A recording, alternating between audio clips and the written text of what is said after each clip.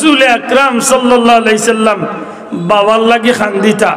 এক সময় মা আমেনা যখন আপনি হযরত আব্দুল্লাহ রাদিয়াল্লাহু তাআলা আনহুর জিয়ারত করাত লইয়া গেছলা, আওয়ার পথে বাবার বাড়ি তো না, আওয়ার পথে জিয়ারত করিয়া যখন মা আমেনায় বাচ্চারে লিয়া মক্কাত ফিরিয়া আইবা, চতুর্দিকের মানুষ আমার নবীজির খান্দন দেখিয়া, বাবার মহব্বতর খান্দন দেখিয়া মানুষ নবীজির চতুর্দিকে দাঁড়াইয়া এমনভাবে নবীরে দেখাত লাগছিল।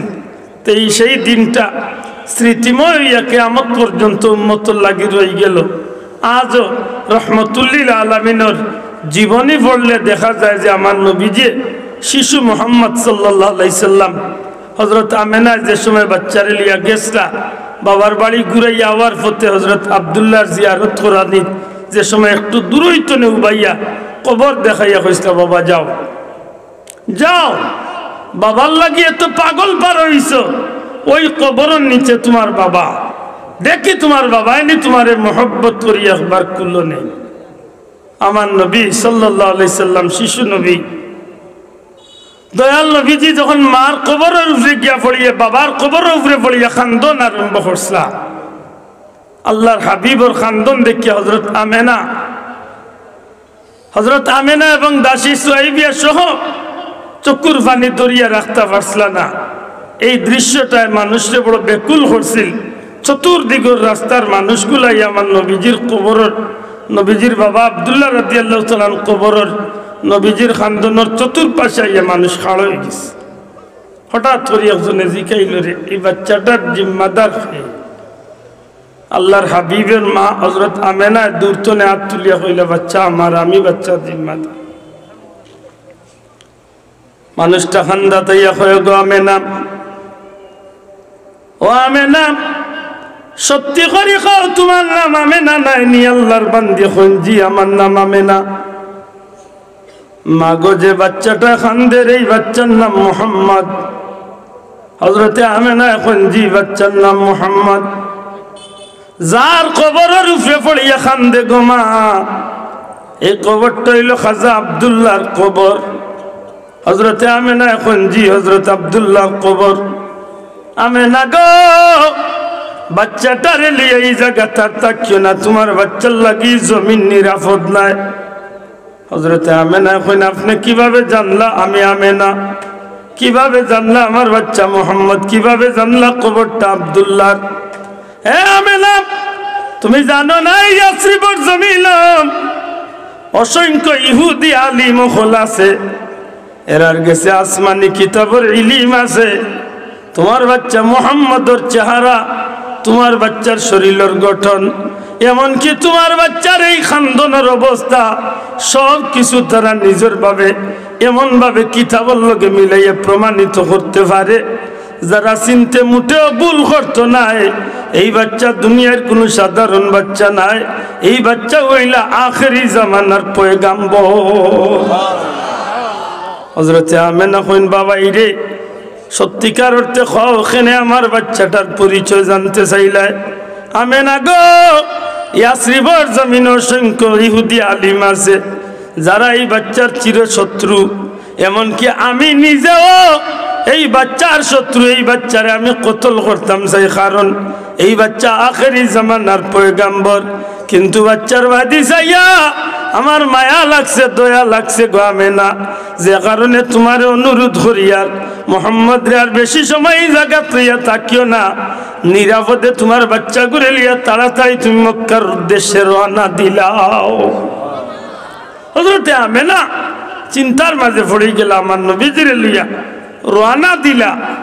এই চিন্তায় এক সময় আমার নবীজির মা হযরত আমেনার শরীরটা অসুস্থ হয়েছে। আহা, বড় হৃদয় বিদায়ক ঘটনা। মক্কা এবং মদিনার মধ্যবর্তী স্থান।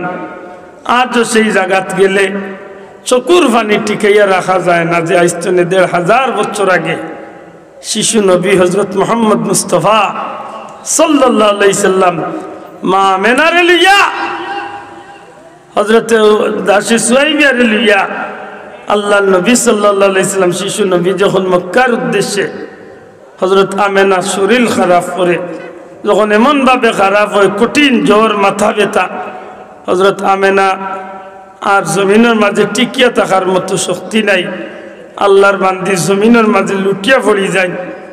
দাসী সুয়াইবিয়া তার মা আমেনার মাথার মাঝে কাপড় ভিজাইয়া পট্টি দিয়া সান্ত্বনা দিতে তখন আমার নবী সাল্লাল্লাহু আলাইহি সাল্লামের মারবা দি চাইনার হইন মা আইসলাম বাবার জিয়ারত করাত, বাবারে দেখা সম্ভব হইল না, তোমার যে অবস্থা মনে হয় তুমিও মনে হয় জমিন ছাড়িয়া যাইবাই, মা গো আমারে কি চির এতিম বানাইয়া জমিন তুনে যাইতে কি চাওনি?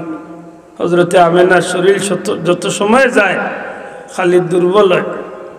হঠাৎ করে আমার নবীজির মা আমেনার মনের ভিতরে কি যেন একটা অজানা কথা আইল।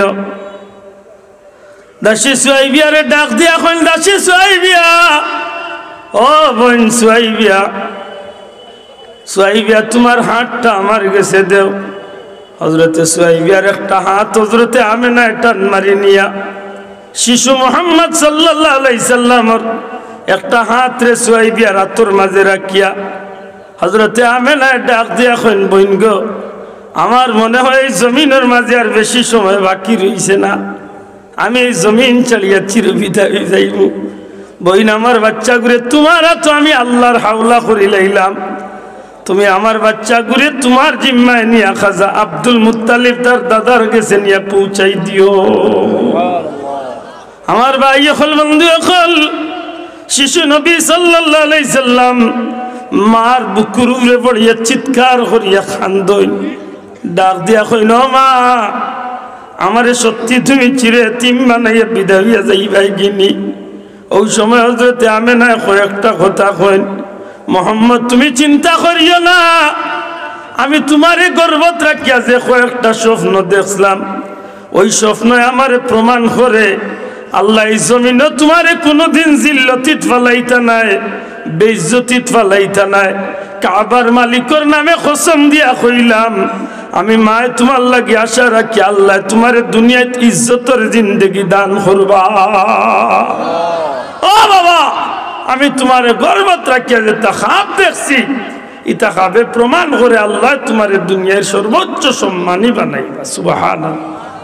হায় রে হায়, নবীর মা আমেনা গর্বত তাকিয়া আমার নবীজিরে সাইয়্যিদুল মুরসালিন হিসাবে মানিলতা পাল্লা দানিলতা পাল্লা। আজ নবীর উম্মত হইয়া গিয়া বেটাই ওয়াজের মঞ্চে উঠিয়া এখন নবী 40 বছর বয়সে কুরআন হইয়া গিয়া তাই নবী হইছেন। এর আগ পর্যন্ত তাই সাধারণ দুম পাবলিক আসলাম। নাউজুবিল্লাহ কইতা নাইনি। এতে মহব্বত যদি লাগাইতে এতে নবীর লোকে লাগানির দরকার নাইনি। মাতই না বাসাও আজকে যেন মহব্বত লইয়া টানাটানি লাগছে, ভালোবাসা লইয়া। ইটা ভালোবাসা অরিজিনাল নিনা নকল, মাতকা নকল।